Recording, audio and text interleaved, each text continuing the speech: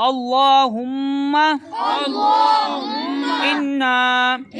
نستعينك ونستغفرك ونؤمن بك ونتوكل عليك ونثني عليك الخير ونشكرك ولا نكفرك ونخلع ونترك من يفجرك اللهم إياك نعبد ولك نصلي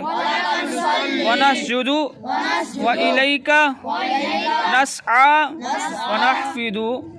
ونرجو رحمتك ونخشى عذابك إن عذابك بالكفار ملحق